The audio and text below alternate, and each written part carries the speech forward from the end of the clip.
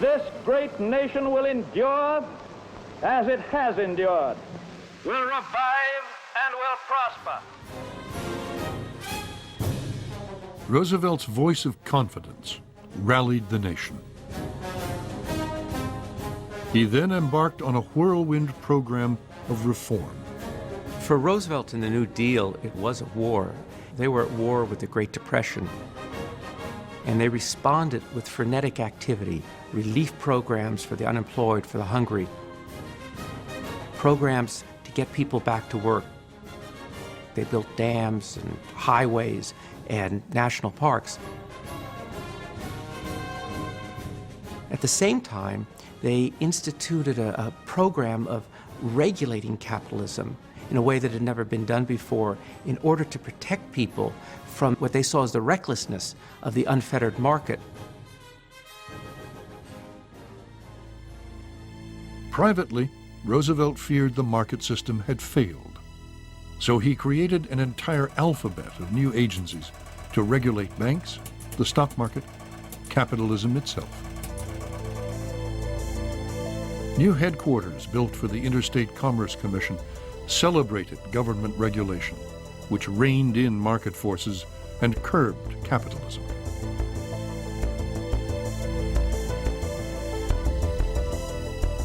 Under the New Deal, industry became subject to a host of new rules and regulations. And the airline industry was a very good example of that. You'd have people who'd go into this business, be very competitive, they'd go bankrupt, new people would come in, they would go bankrupt. It was very unstable. So the New Deal stepped in and said, we're going to stabilize this industry. We're going to set the prices that you can charge for tickets. We're going to tell you what routes you can fly. And with that system, they eliminated these very vicious cycles of boom and bust in the aviation industry. And in a sense, that was what they were aiming to do throughout the American economy.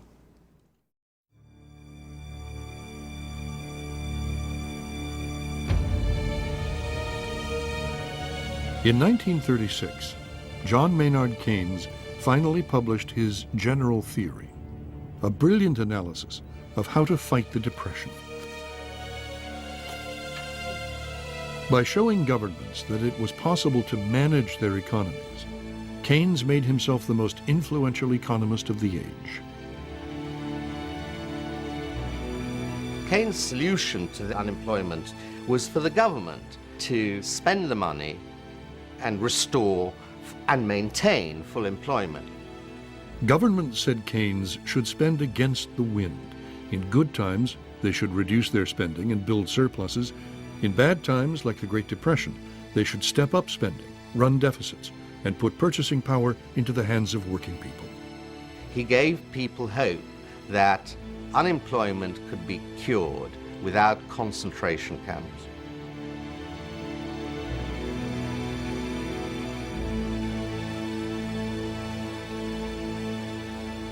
Harvard University became an intellectual bridgehead for Keynes in America. John Kenneth Galbraith was one of Keynes' leading apostles. I've said many times, I think had something, maybe quite a bit, to do with bringing Keynes across the Atlantic. I came back to find a whole group of people here who had also read the General Theory, and this was a breath of hope and optimism. In Washington, Keynes' ideas would begin to turn economics policy upside down. Governments would learn to live with a little inflation to keep unemployment low. You resisted conservative finance, borrowed money, and hired people across the country, rescuing them from unemployment. That was the basic essential. And that you didn't worry about accumulating debt, or more precisely, you worried about it but did it anyway.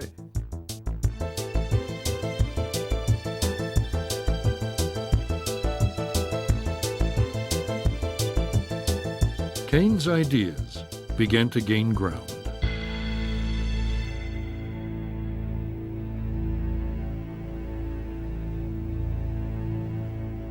It took a world war for Keynesianism to become government policy. As the U.S. government borrowed money and pumped it into the war effort, high unemployment ended and the Depression disappeared. Men and women to make the uniforms, machinists to make the guns and ammunition, auto workers to produce the jeeps and trucks, to build the ships and tanks, civilian soldiers to turn out the fighters, the bombers. In charge of wartime wage and price controls, John Kenneth Galbraith saw the economy rebound. One could not have had a better demonstration of the Keynesian ideas. And I think it's fair to say that as a young Keynesian in Washington, in touch with the other Keynesians there, we all saw that very clearly at the time. In a radio broadcast, Keynes expressed his hope that what worked in war would work in peace. If expenditure on armaments really does cure unemployment, the grand experiment has begun. Good may come out of evil. We may learn a trick or two which will come in useful when the day of peace comes.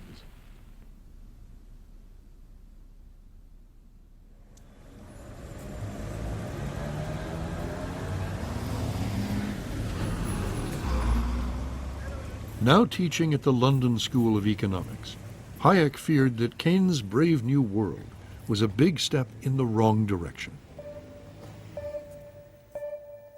He attacked the growing consensus by writing The Road to Serfdom.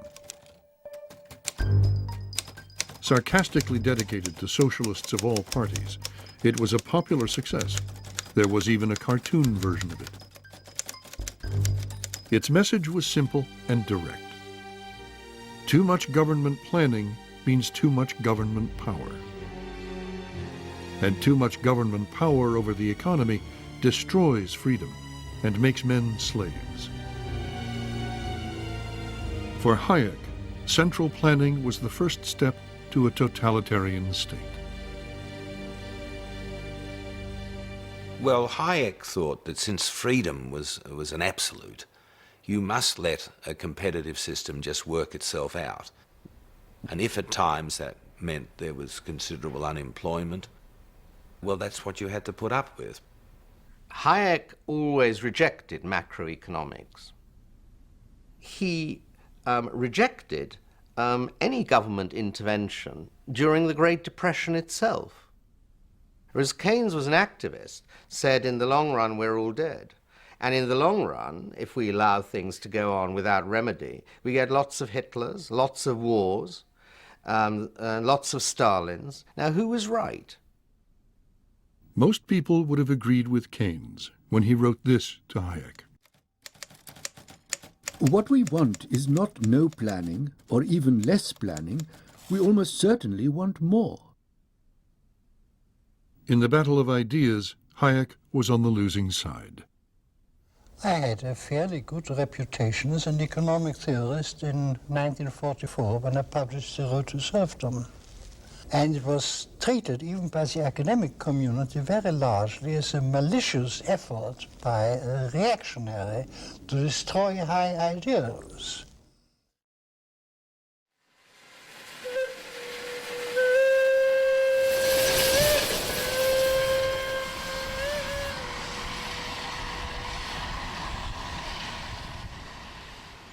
With the world at war, Keynes traveled to Bretton Woods and a grand resort hotel.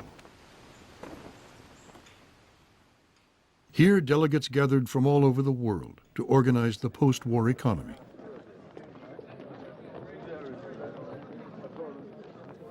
The Bretton Woods Conference created the World Bank and the International Monetary Fund.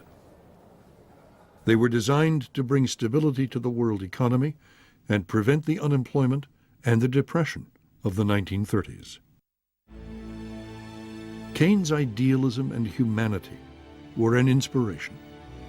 There's never been such a far-reaching proposal on so great a scale to provide employment in the present and increase productivity in the future. And I doubt if the world yet understands how big a thing we are bringing to birth. Keynes did not have long to live.